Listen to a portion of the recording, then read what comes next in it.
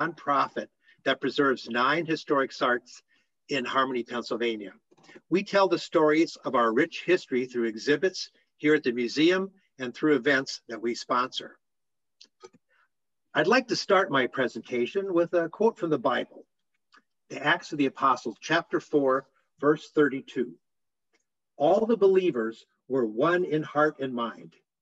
No one claimed that any of their possessions was their own, but they shared everything they had.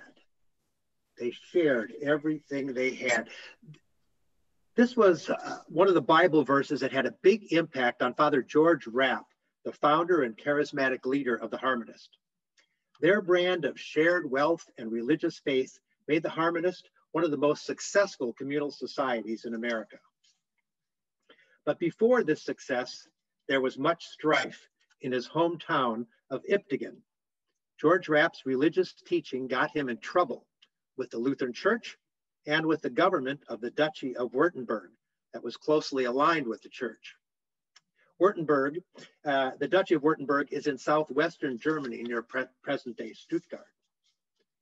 Rapp preached about shared property and pacifism and against some practices of the official church.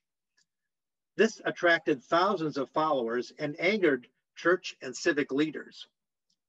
Rapp was fined and spent a brief time in prison. By 1800, it was clear Rapp and his followers, often called the Rappites, had worn out their welcome in Württemberg. Besides government harassment, Rapp saw other more spiritual reasons to leave Germany. The second coming of Christ. Rapp was a millennialist, convinced that the second coming was just around the corner and that Jesus would establish a new kingdom on earth with 1,000 years of peace. Rapp felt his followers and himself that they needed to find a new home where they could practice a pure lifestyle without harassment. The end of time was near, and the Rappites needed to be ready. So George Rapp and 2 companions sailed to America in 1803 in search of land. They found what they were looking for in western Pennsylvania, 5,000 acres of undeveloped land along the Connection Creek in Butler County. Many of Rapp's followers sold their property in Germany and turned the money over to Father George and his adopted son, Frederick Rapp. 150 families sailed for America. The first contingent of 45 families arrived in Butler County Wilderness in November of 1804. This was probably not the best timing because today it's like 29 and blowing snow here in Butler County. But the Rappites proceeded to build 9 log cabins to survive the winter. Let's stop here and review the math. 40 families in 9 log houses. Much togetherness that first winter in Pennsylvania. 50 more families arrived in spring. Frederick Rapp laid out town streets complete with a village square, and in commemoration of the unity and brotherly affection they felt, they called their new town Harmony. The Rappites had become Harmonists. That year, 1805, they built 46 log houses, a large barn, and a grist mill with a mill race that was close to a mile long. In their spare time, the Harmonists cleared 150 acres for growing corn, 40 acres for potatoes, 15 acres for meadow. They not only worked hard, they kept excellent records. I mean, they were Germans after all. Over the next 10 years, the Harmonists built more than 130 buildings, and around 24 still stand today, 200 years later. Let me show you some of the Harmonist buildings and sites that Historic Harmony owns and preserves. We'll start our tour at Rapp's Seat. This is a carved stone bench high on a bluff above the Connection Creek. It was here that Father Rapp went to pray and plan for his followers' spiritual and material success. Today, the climb is popular with nature lovers, history buffs, and those who, like Father Rapp, find inspiration in the quiet solitude of nature. And you'll see the landscape looks a bit like Iptingen back in Germany.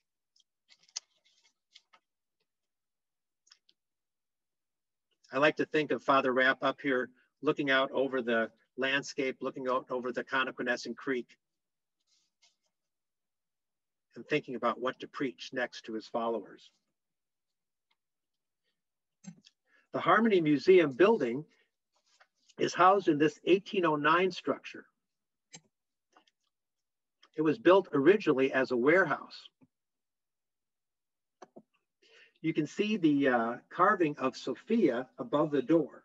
Sophia was that was done by Frederick Rapp, and Sophia was the society's symbol of spiritual wisdom. The museum stands in the same town square that Frederick Rapp laid out, and the building is 3 courses of brick thick, bricks that were made by the Harmonists of local sand and clay. In the basement of the museum is a large wine cellar made of hand-cut stone that was quarried from the hill near Rapp's seat.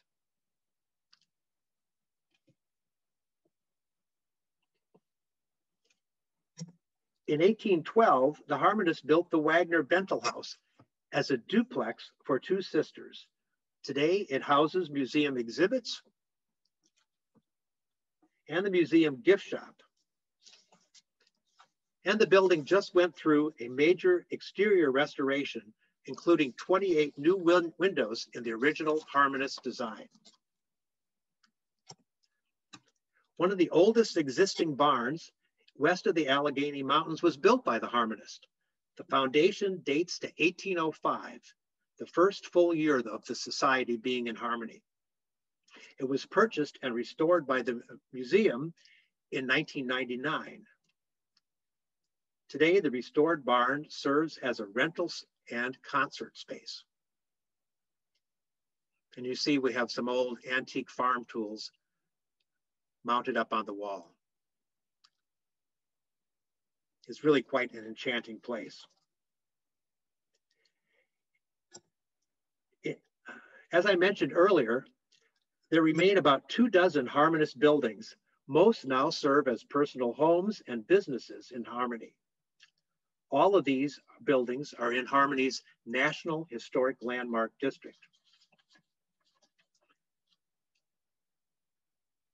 Coming up next, we'll see the home of George Rapp, where he once lived. And across the street, also on the square, is the brick house where Frederick Rapp lived. In 1814, the Harmonists decided to sell the town and the farms they had created and move to the Indiana wilderness. They put all of their land and buildings up for sale, except for this cemetery, the final resting place of 100 Harmonists who died during the first decade in Pennsylvania. The Harmonists sold their holdings to Abraham Ziegler, a German-speaking Mennonite from eastern Pennsylvania. Ziegler and other Mennonite families resettled the area, and in 1869, the Harmonists contracted local Mennonites to build a stone wall around the cemetery. It's a cemetery without headstones, keeping in the Harmonist tradition. Included in the wall is this 1-ton revolving door in the traditional shape of the 10 Commandments. The museum owns another Mennonite structure, their meeting house, built in 1825. Restored to its original look, the meeting house and cemetery is now on the National Register of Historic Places. It too is available for rent for concerts and weddings. Now, one place I didn't show you is inside the main museum. Let's take a look now. What's inside the Harmony Museum? Only the stories that shaped America. Stories of a place visited by a 21-year-old George Rapp. He played satellite in construction and his friend. We'll experience how they lived, how their numbers grew, and see the things they did. You can see where they worshiped, where they carried. The Harmony Museum of All Places for Good Progress.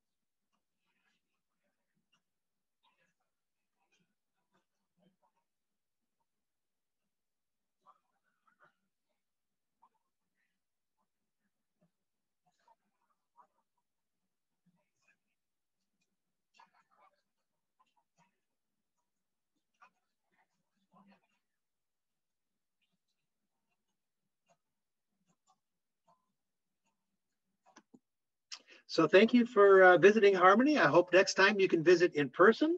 So now it's time to leave Pennsylvania and travel to New Harmony, Indiana. Thank you, Rodney. What a wonderful presentation. All of your videos were fantastic and made me feel like I was really there. I unfortunately have not had the opportunity to visit Harmony before, so I can't wait until I get that opportunity. So let me share my screen here.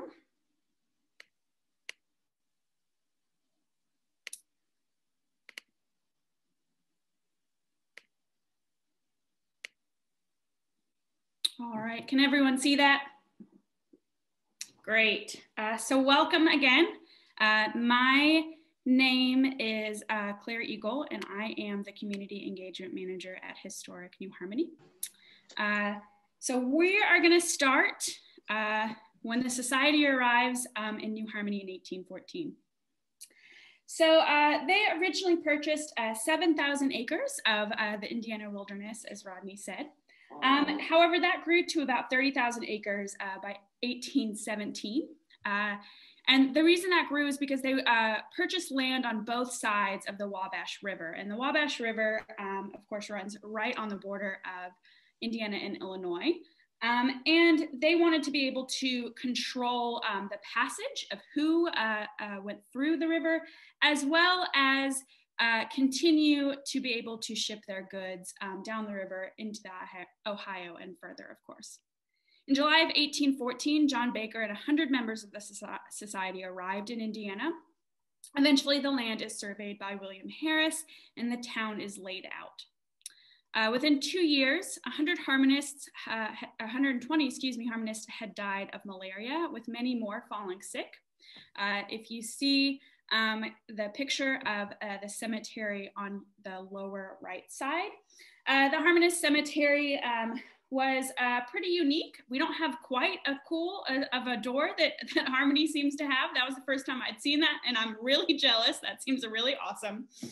Hey, but we do have an interesting story. Hey, Claire, I'm sorry, Dan here. The presentation isn't going full screen for us. Did that change? There we go. Okay. Thank you. Sorry about that. Thank you, Dan. So the cemetery was a part of the orchard that the Harmonists had planted, but more interestingly, there were Native American mounds among the orchard, as well as the buried Harmonists. Now, we don't know we kind of assume the Harmonists knew what they were. They were very smart people, and maybe they recognized that as a sacred space. While there will never be any archaeological digs done in the cemetery, of course, extensive non-invasive research has been done, including magnetometry, to better understand the mounds as well as pinpoint the Harmonist graves. As Rodney also mentioned, there are no headstones, and the wall that you see in that picture was built much later. Those bricks are from the original brick church that the Harmonists had built here in New Harmony.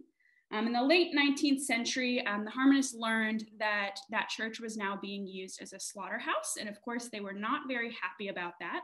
So Jonathan Lenz, who we'll talk about a little bit more later, led a party of Harmonists back to New Harmony. They took the church down brick by brick and built that wall you see around the cemetery. When they first arrived in 1814, much like in Harmony, families first lived in cabins, which you can see an example of on your upper right side. But as building went forward, cabins were replaced with frame and brick dwellings, much like those in Harmony. The 10 years that the Harmonists were in New Harmony, they built 180 structures. This included everything from, of course, homes to churches, to brick factories, to a shoe factory. And here you see 3 original structures that are still standing today. On the left side, you see the granary. The granary has actually gone through extensive rehabilitation and is now used as an event space. Originally, there were 5 floors, which you can kind of see indicated by the levels of windows on the front side. But now there are 2. It's owned by a private foundation and, as I mentioned, used for events. The middle picture is the Solomon Wolf House. The Solomon Wolf House is owned by Historic New Harmony and houses this great moving diorama from the 70s that has kind of the story of New Harmony told. And then on the right side, you see Community House number 2. Community houses were built here in New Harmony specifically for the single men and women of the community. I kind of talk about them kind of like they were dorms. The bottom floor was communal living space, kitchen, etc., whereas the upper floors were living quarters. Men were housed on one side while women were housed on the other. And that building is currently owned by the Indiana State Museum and Historic Sites. So this is the Lenz House. Let me just. So this house is the best example we have of a family home in New Harmony. This house was for the Lenz family, as I mentioned, and it was built circa 1819 to 1822 and occupied by David Lenz and his 6 sons, which included Jonathan Lenz, as I mentioned earlier. This serves as an example of a typical single-family Harmonist home. The cast iron stove you see in the kitchen, it'll pan that way in a second, I believe, was made in Pittsburgh and then shipped down to New Harmony. As I mentioned, every home, single-family home built in New Harmony looked just like this. I kind of think of them as prefab homes, the first prefab homes. So we had an entryway, 2 rooms, a kitchen, and communal space on the first floor, and then 2 bedrooms on the second floor, which we'll see in just a moment. Something of interest for New Harmony is we don't have many Harmonist artifacts. We have a few that have been given to us or that we've been able to purchase over time, but a lot of what you see are items from the time period that did not belong to Harmonists or reproduction, as is the case with the stoneware that you see on that table. Now, where this house stands today is not its original location. It was actually located where New Harmony's post office is today. And what was located, if you see this pottery right here, was the potter's house and the kiln. So we were lucky enough to have a professor from USI lead an archaeological dig in the backyard of this house and found the original site of the kiln. So all of the pottery you see right there was found in the backyard and is original Harmonist pottery. These stairs that we're going up right now are original to the home as well. Those of you who have been in Harmonist buildings will recognize the very steep stairs that don't have any handrails. And now we see the 2 bedrooms, of course, on the second floor. So very simple. So Harmonists did not have many personal items. And of course, they were only using their bedrooms to sleep. They weren't like we use our bedrooms today. They didn't have TVs, they didn't read books, you know, they came in here to sleep and that was pretty much it. You'll also notice the Dutch biscuits in the wall or in the ceiling over there in that corner. And then of course, the chests and the beds. They did sleep on straw beds as well. Oh, it looks like it's slowing down a little bit. We're about to turn around and go back down the stairs very carefully. We don't want to fall. And then we'll get to take a look at the beautiful garden. So of course, each family had its own cow, a shed and an outhouse, and a garden for self-sufficiency. This year, extensive work was done on the Lenz House garden to get it as historically accurate as possible. So you see right here, this beautiful lush garden. We have many volunteers to thank on that. Kent Schutte led a group of volunteers from our local garden club to really take care of this garden. We got so many beautiful vegetables out of this. And it was just kind of my favorite place to spend the summer.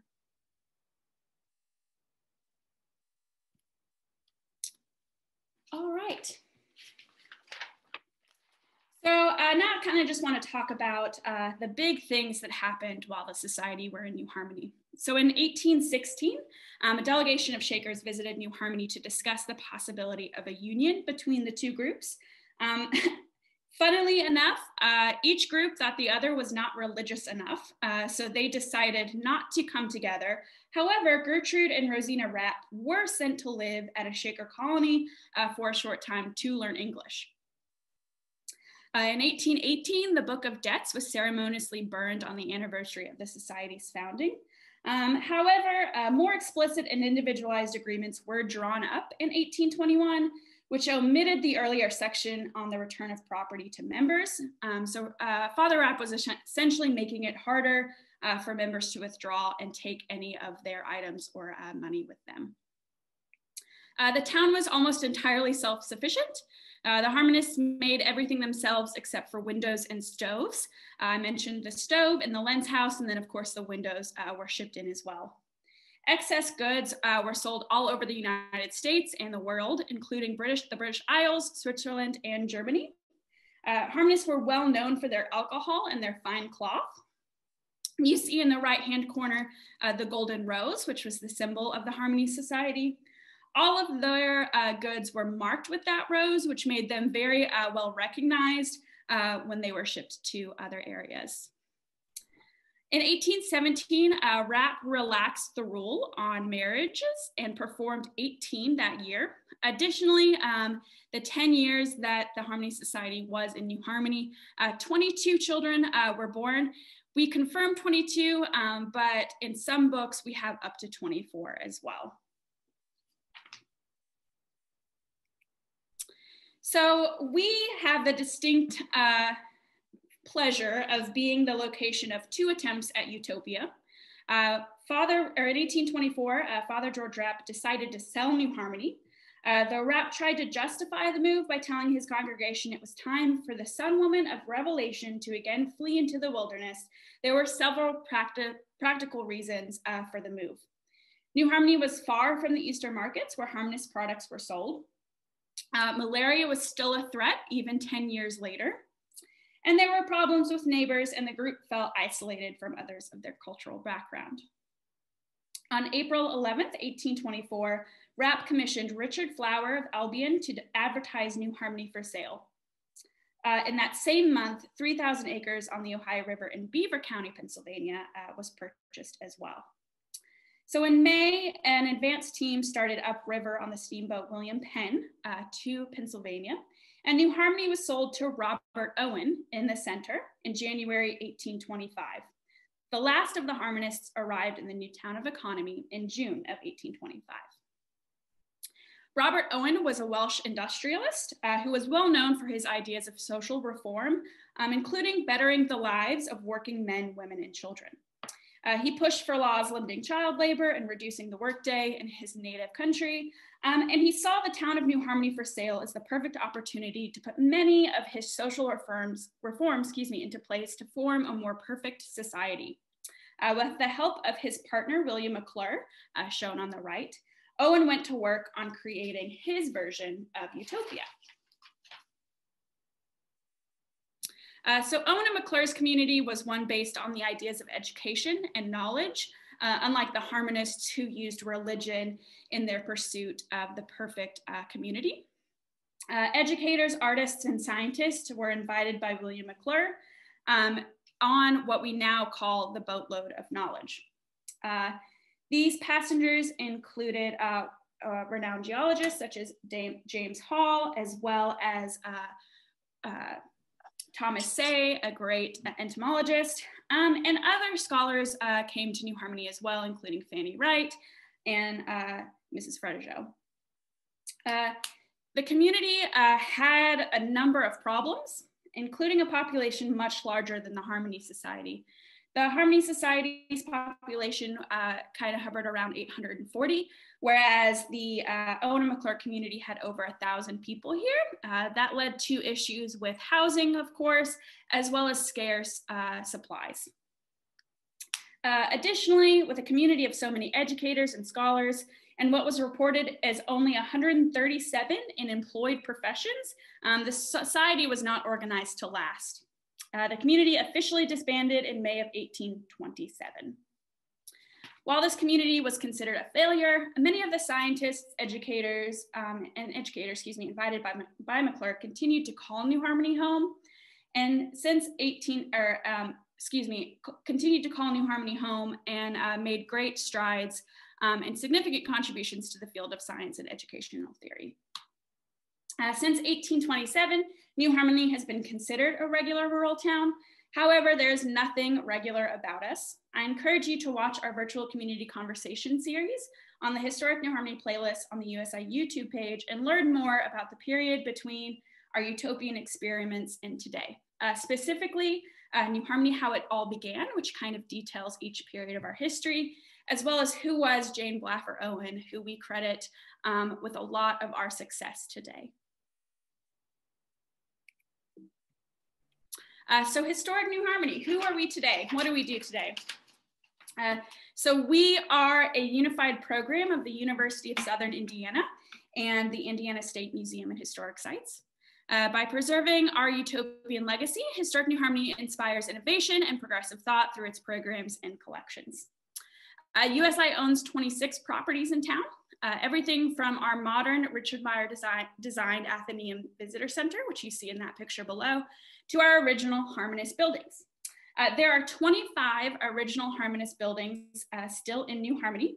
That includes 9 owned by Historic New Harmony, 6 owned by the Indiana State Museum and Historic Sites, and then 9 that are privately owned. We work with USI to provide a living laboratory for students, faculty, and staff, and we do a lot of that through our historic tours, through our historic buildings, yearly programming like Heritage Artisan Days, as well as special programming like this and our virtual community conversation series and Crossroads speaker series that we've been conducting this year. We also do work in partnership with a lot of great groups around Indiana, including Indiana Humanities, Big Car Collaborative, as well as, of course, local entities like the Posey County 4-H. So we have kind of this great local following, but we're glad to be a part of this because new people who may follow Old Economy and Historic Harmony are seeing more information about New Harmony. And of course, as hopefully we move through all of this COVID-19 restrictions and regulations, we hope that you will come visit us in person at some point. So with that, I will pass it along to Sarah Buffington. Sorry, I was muted. Okay. Thank you, Claire. That was really nice. Now we should go to Old Economy. It's the last site of the Harmony Society. I'm going to share my screen. Let's see. Share.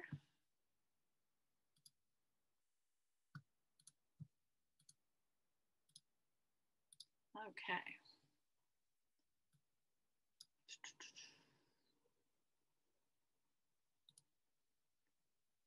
And one more.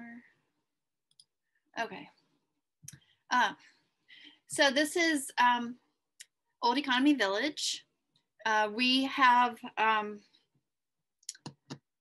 17 structures, make that 18 structures on our site. We have about 6.5 acres at our site. So we sit in the historic district of the Ambridge Historic District. What the Harmony Society had was actually about 3,000 acres. This is a map from 1858 that the Harmony Society had surveyed and to map out and show what they owned. So Economy sits right in the middle of that land on the Ohio River. And you can see a little bit closer of what the town consisted of. So this was set out like German towns, in that the town would be in the center. The town, all the people would live in the town and then they would go out to the fields to work the fields. So everyone lived together. And then you can see in the red rectangle here, this is what Old Economy Village actually has. So that's about 6.5 acres. And we have the little house across the street too. We call that the Kinder House, where we have children's programs. So when you go to Old Economy Village, you can see these different buildings made out of brick, like you've seen in all of the other towns. This is the George Rapp house. And then back in the back, you could see the feast hall. The George Rapp house is connected to the Frederick Rapp house. And in each town, you start seeing the Rapp houses being bigger and bigger. And so that this one is literally a mansion for the early 19th century. The George Rapp house was built in 1826, and then the Frederick Rapp house was added onto it by 1828. And then we also have the Baker house. This is our example of the common house. So they're pretty much all on the same plan. This one's a brick house. There's also frame houses. It's very much like the Lentz house at New Harmony. So we can go into the feast hall. This is the large space upstairs in the feast hall building. And this was the largest structure on the second floor this far west at that time. So this building was built in 1827.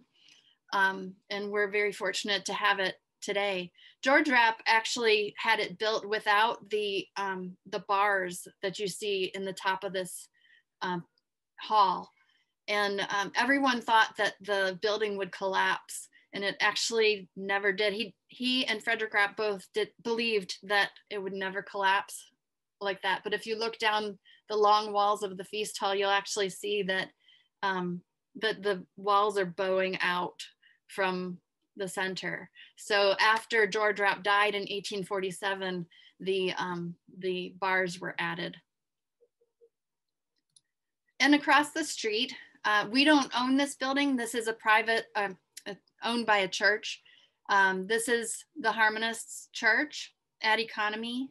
It is now owned by the St. John's Lutheran Church, which we always find interesting because the Harmonists started out with the Lutheran faith, and then they ended up having the church being sold to the Lutherans again. So we like to point that out. Also, the clock is original and it still works, and you still hear the music playing at different times during the day. But we also like to show that it only has one hand. So you could see this clock from all of their fields all around. I used to live in Ambridge, and you could walk down the streets and say, oh, there's the church tower. It's so wonderful to see that. But really, they didn't need to know exactly the time of day. So, just a general idea of the time is good to see. So we go down the cobblestone street. You can see the cobbles on the left in the bottom corner. This is the mechanics building on the right, where there were different trades being performed, like the tailor and the shoe shop. And we also portray the hat making in this building, although that was in a different building that was across the street from the feast hall. And then the next building down, that's the store building. And the store building had the public store in it that the public could go and shop inside there. The Harmonists themselves could go and get things, and then they would just write it down in the book. They wouldn't have to pay for anything, of course, because they were living communally. The post office is also in that building, and the doctor's office.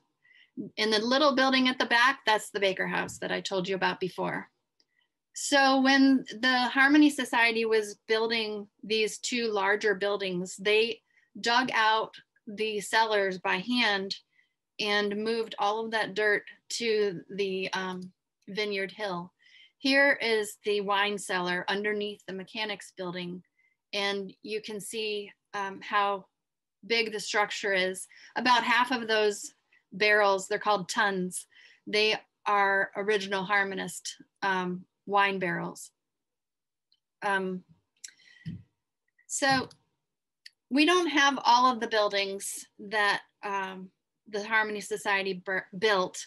The grist mill here and the cotton mill, those are buildings that were torn down probably in the 1920s. The grist mill is on the left and the cotton mill is on the right. These were important structures for the Harmony Society. They were very textile based in their production, as well as wine and beer and cider and whiskey. And we can talk about that later. But the wool mill is here, and that was on the opposite side of the Rapp House block. And then of course, in economy, they got into silk making. These are all original pieces of Harmonist silk. They produced jacquard fabric. That's the fabric. You can see, if you can see my pointer, there's some silk jacquards that are velvet, voided velvet in the corners up here. There's also the silk ribbons that are jacquard. Jacquard is a type of loom that there's a system of cards that that make the machine know what threads to pick up at the right time. So you can make a lot more intricate designs, like these beautiful ribbons that I like to call the wheat ear ribbons. But you can also see the scarves that the Harmonists wore around, the women, I should say, wore around their shoulders. These are all original scarves. So very nice. They were trying to make silk a go with America generally, and they were for having the tariffs on imported silk so that the American market could thrive, and it didn't work. So they stopped producing silk in the 1850s, and then silk later in America generally started coming up again in the 1880s and 90s. But the Harmony Society was known in America for their silk, and a lot of people actually asked for silk cocoons from them. So they were communicating with people all over the United States. Another interesting thing that we have here is the Natural History Museum. Here's part of what you see here. It was reproduced from records in 2002. And they had an elk. They actually had an elk park and a deer park. They had two elk in the Harmonist time and economy. And according to history, one of the elk killed the other one. So I often wonder, the antlers on this elk are from our collection, and I often wonder if they are from either of their two elk.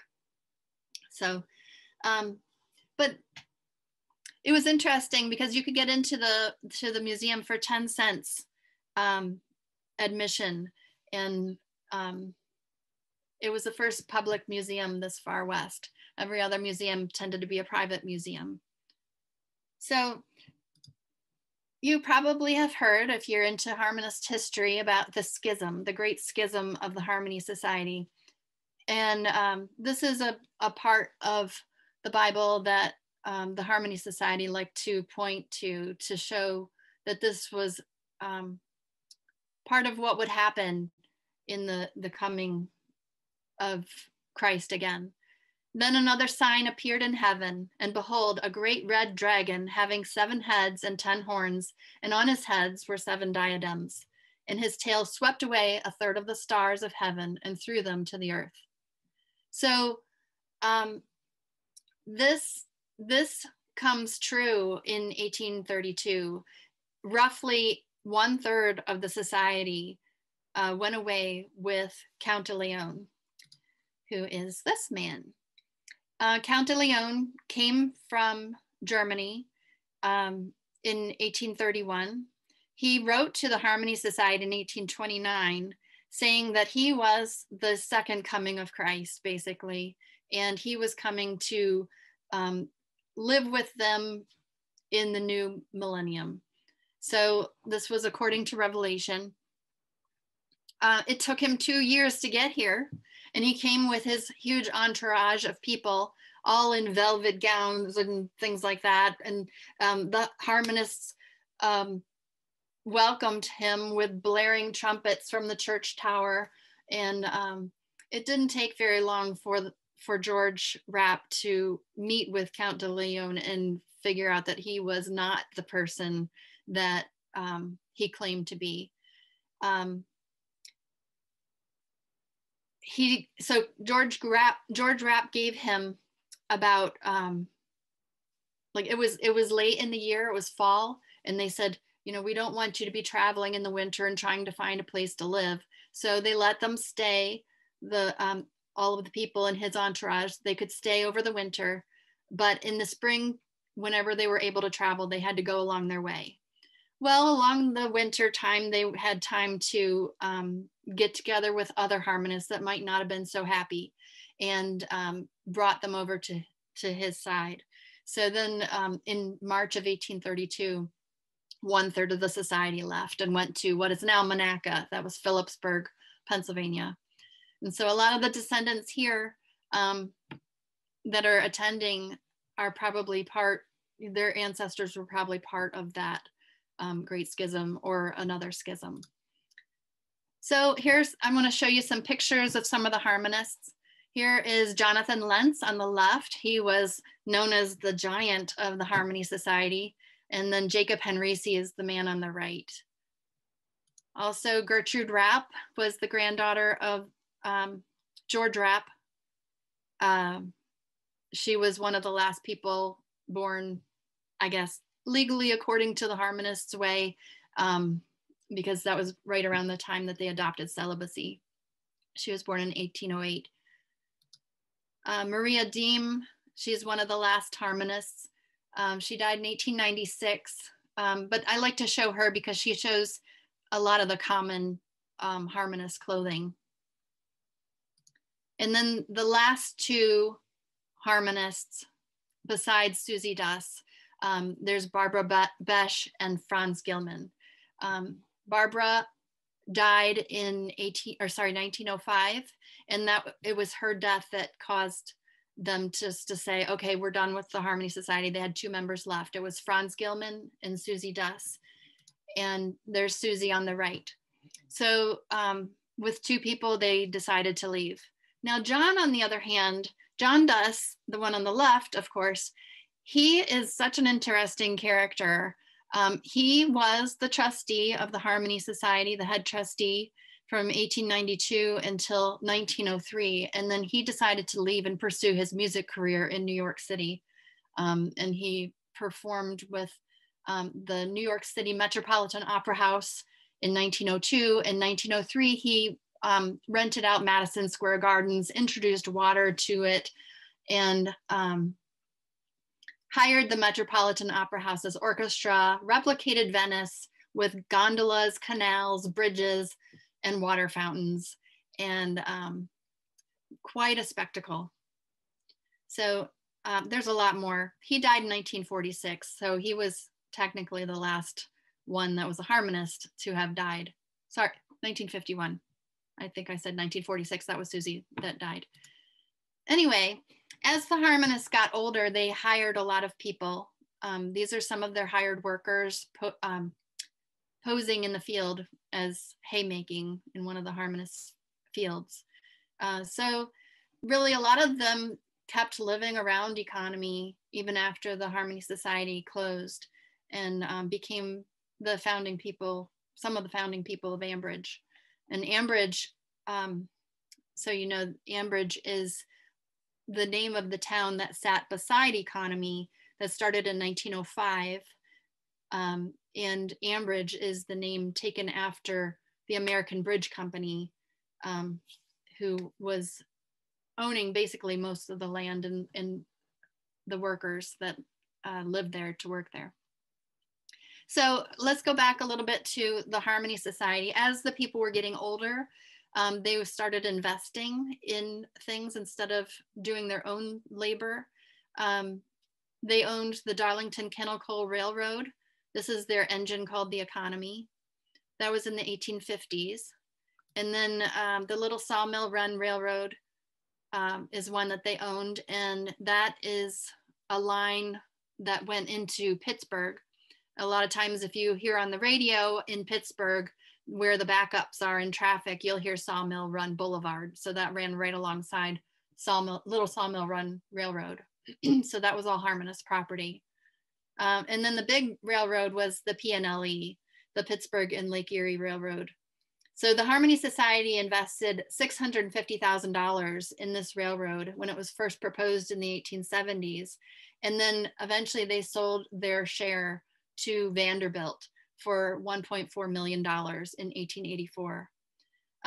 Trustee Jacob Henrici was the president of this railroad for 2 years. He was known for walking the railroads with his cane and his carpet bag to inspect the railroads while everyone else just wanted to ride the cars to inspect. The Harmonists also owned oil wells up in Tidiute, Pennsylvania in Warren County. And these are their oil derricks.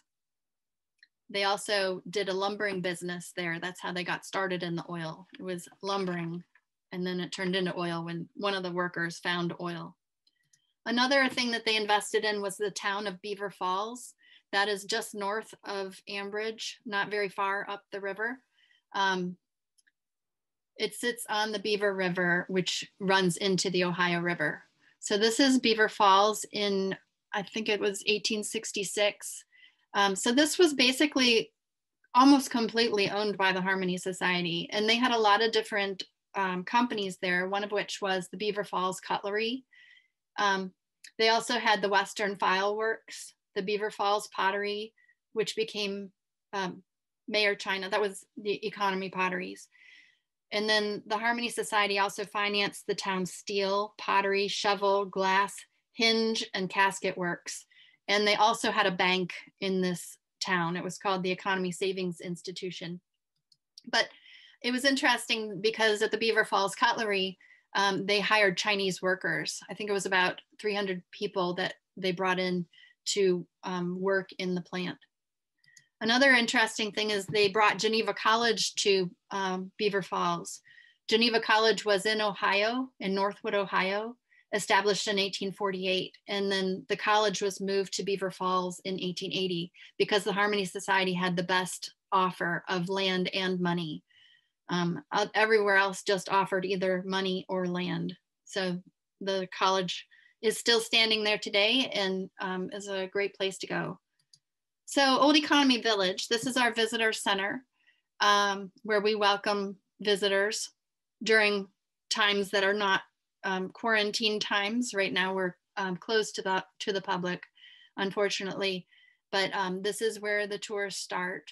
And you can go in here to see the orientation video, the orientation exhibit, and we also have a changing exhibit gallery. And there is also a classroom in this building. In this building also is our collection spaces, and we are very fortunate to be the last place that the Harmony Society lived.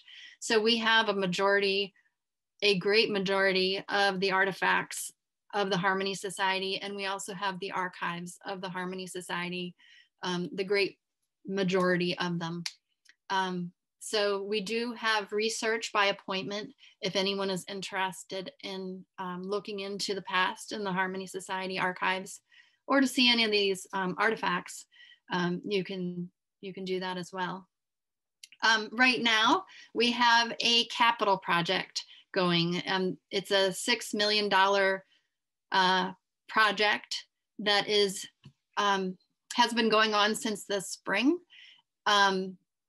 Very early this year, I should say, before the spring. We are repointing the buildings, putting new roofs on the buildings. You can see all of these buildings in this picture have new roofs on them already. We are regrading the site because there's so many bumps and hard places to walk. So we are trying to make this more accessible to the public. Also, there's so much going on with this project. It's hard to remember everything. We are fixing windows, having them reglazed. We're having some painting done. We're also adding wheelchair ramps to the back sides of some of the buildings to make them so that everyone can come in and enjoy the structures. What else am I missing? We're adding some lights where we didn't have electric lights before, and they are being put in the same places where the Harmony Society had their gas lights. I know I'm forgetting stuff, but it is a huge project, and it's actually been slightly fortunate, even though I know it's closed to the public, but it's been a little fortunate because the site was a mess. It doesn't look like it. I took this picture on Saturday and things are clearing out. So that's really nice to see, but there's still a lot of work to do. So, but Sarah, I'm so sorry to interrupt. I have a question. I figured since it's still in this picture, it'd be great. Okay. This is from Janet Fry. What is the name of that ladder-like structure that's on the side of the buildings? Oh, yes. Used for? Those are the grape trellises that are on the sides of the buildings. And those, I have another picture later on in this, just a couple more slides down of them actually growing. It's November, so you're not gonna see the grapevines right now. But the Harmonists like to grow their grapes. They had vineyards for the grapes, but also they grew the grapes on the sides of the buildings because they knew that it would make the growing season a lot longer.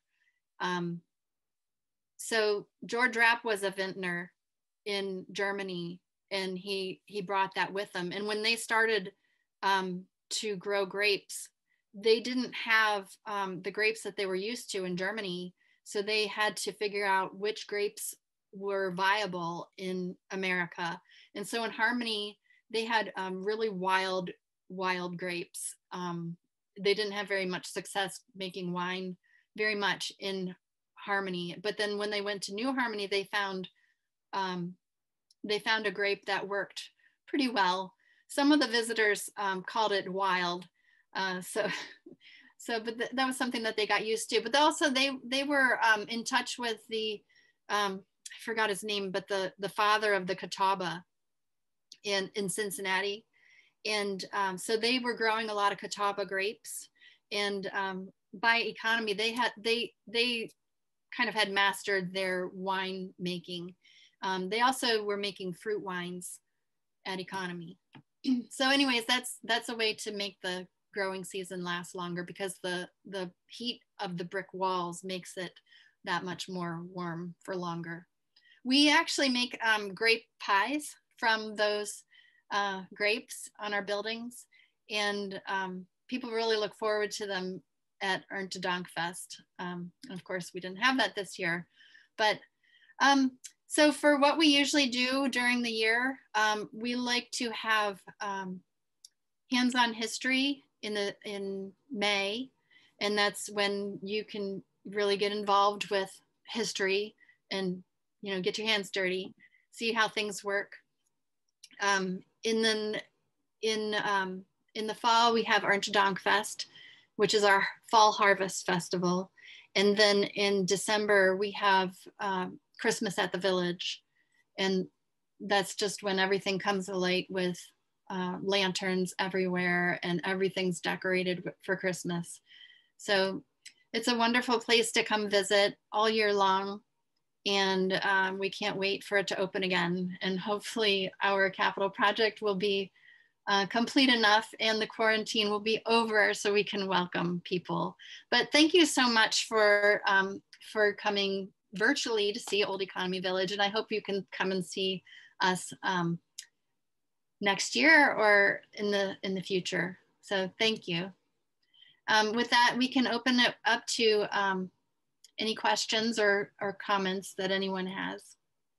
We've gotten a few so far in the chat, so I'll share those. And of course, if you have other questions, please feel free to share them in the chat as well. So this is from Amanda Bryden. What songs are played in that church in Old Economy Village that's now owned by the Lutherans? Do they happen to play any songs that the Harmonists would have listened to? That is a good question. I don't know. And, the clock takes a lot of care to make it continue working. And we had a change in pastors, I think about a year or two ago, I forget. And so we don't actually, I think they don't actually have someone to care for it as well as it has in the past. So I think, because I haven't been there very much at all lately, I'm working from home. I heard that it's a recording right now. So I really don't know what song it's playing. Michael's here, maybe he knows. I see him here. Michael, feel free to unmute yourself. If you have the answer, you can share it in the chat as well. Michael is our site administrator. And in here. the meantime, we do have another question. How many visitors come to Old Economy Village each year, obviously pre-COVID? Michael doesn't know the answer.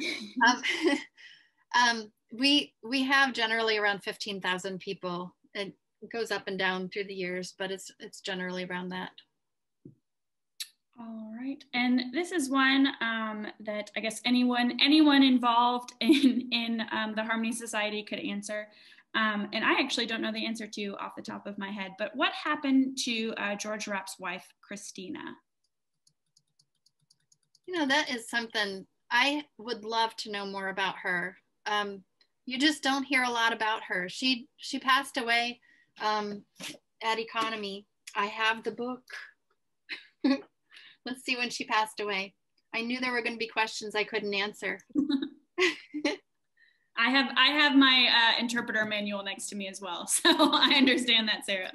You don't have this answer in there, do you? I can't remember that off the top of my head. Let's see, she died in 1830, so not very long after the Economy was established. So yeah, you actually hear a lot about Gertrude Rapp, a little bit about her Aunt Rosina, which was George Rapp's daughter, but you don't hear much about Christina. And that is so sad. I really wish we could find out more. All right, another question for Old Economy. Do the grape trellises help cool the homes at all, or cool the buildings at all, or do they just really help the grapes more? I think we should ask David that because he lives in one. Oh, David. He did just share some information in the chat, so I know he's on here. Yes, David said the recorded music played at the church are just popular Christian hymns and not Harmonist hymns. Yeah, I actually rent a Harmonist house here in Ambridge, and I do have grapes growing next to the side of my house. And birds like to nest in there, and squirrels. And one time I actually heard like a hissing sound at bedtime and thought, what's that? I opened the window or opened the blind, and there were like 2 possums out on my windowsill. I guess probably eating the grapes. I actually don't eat the grapes that grow next to my house because since I rent the house, they technically belong to my landlord, and he usually cuts the grapes off and harvests them. But does do the grapes make it cooler in the house? That's what I've heard. I mean, the house I rent has central air conditioning, so it's, you know, it's a comfortable house, and being 3 bricks deep, you know, it holds the heat pretty well during the winter time and keeps things pretty cool during the summer. But the windows in the house are not modern. They're kind of reproduced after the old style houses, so there are some gaps in the windows, and so sometimes, you know, bugs can get in, or if it's really windy, you know, you get a little draft of air. So it is interesting living in one of these old buildings. All right, we have some more questions. Are there any graves marked in Economy? Yes, there are a few, but none of them are Harmonist. Even John Duss, who had this fabulous music career in New York City, he doesn't even have a marked grave. But We also had a ground penetrating radar performed at our cemetery also, and found John Duss's grave. So we know where it is. So that's interesting. But the graves that are marked are those of probably hired workers at the for the Harmony Society. And there's not very many of them. I think there's probably 3. We're wondering if there's any that are maybe under the grass that we just don't know about. So we want to find that out. Great. So I will say before we go any further with questions, we are over the hour that we had allotted for this program. So what I will probably do is just ask a few more questions. And of course, all of our contact information, Rodney, Sarah, as well as mine, was put into the chat earlier, and I'll put it again before we finish. So if you guys have any further questions after we finish tonight, please feel free to reach out to us. So a few more questions. Oh, this is a comment, actually. Ruth Ann mentioned that old economy singers, when they still met, did sing the German songs and hymns from original manuscripts. So that's pretty interesting. I know many of us at Historic New Harmony would love to hear those if you have recordings. We do have some recordings from that group and from the Old Economy Orchestra. So yes, we could share that for sure. So this one's a little bit of a philosophical question from Robin. What was the Harmonists' view on slavery? That's a good question. So the Harmonists did not own any slaves, although if you look in the newspaper accounts, all the Harmonists were slaves. Some people thought. But as far as slavery, they believed that it was a wrong thing. I wrote an article in one of our more recent newsletter articles about slavery in the Harmony Society.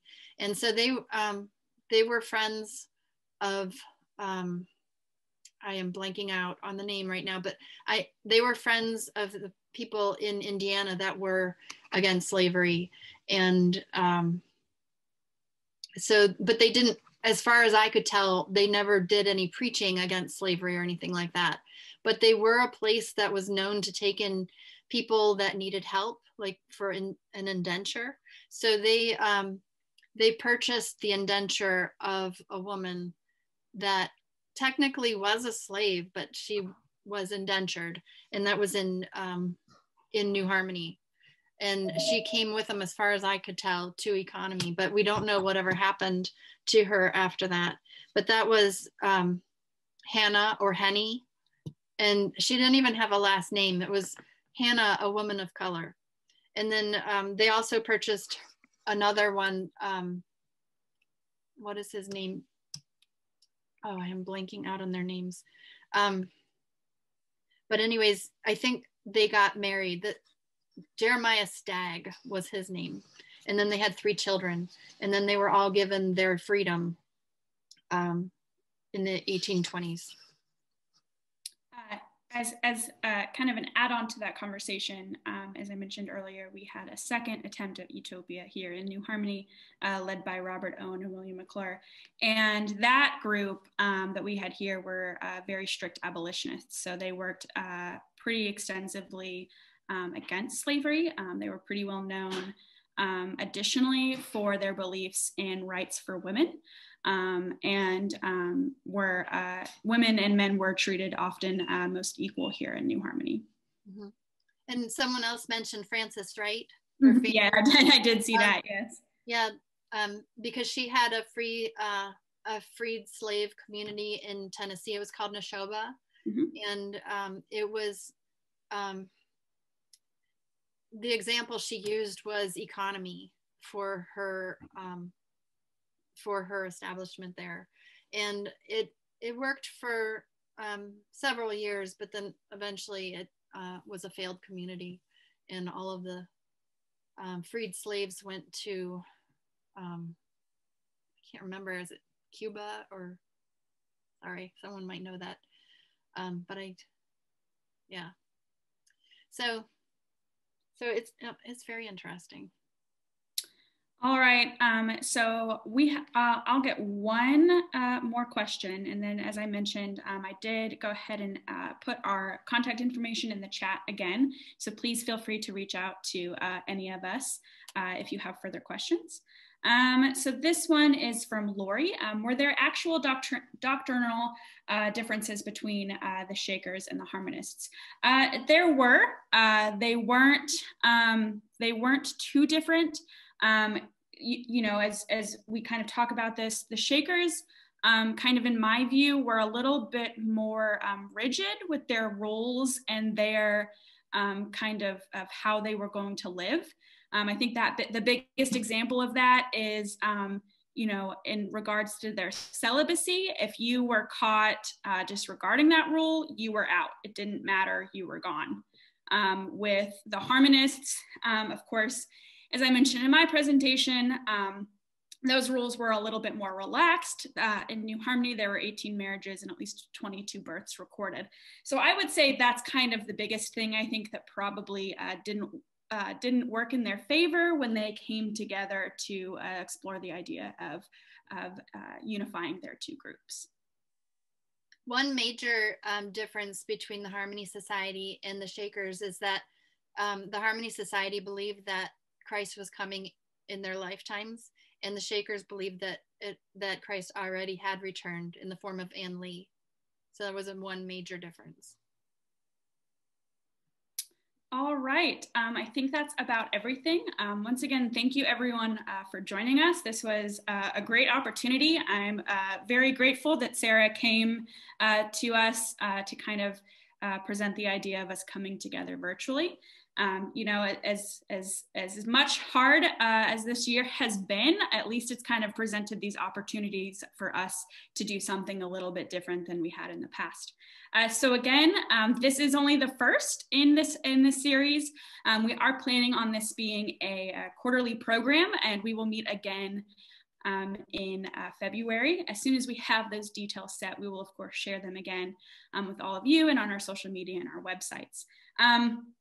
Today was just an introduction, as I'm sure you guys were aware, but our next meetings will be going more in depth into what connects us or maybe what doesn't connect us, including topics like alcohol production or dwellings, housing, building, that kind of thing. So if you have something that you want to learn more about, please don't hesitate to reach out to us. You never know, that might be what our next topic is. So once again, thank you, Rodney. Thank you, Sarah. And I hope all of you have a wonderful evening. And thank you, Claire and Dan, for putting this together too. Thank you much. It was great to see everybody. Our pleasure. Cheers from Utopia.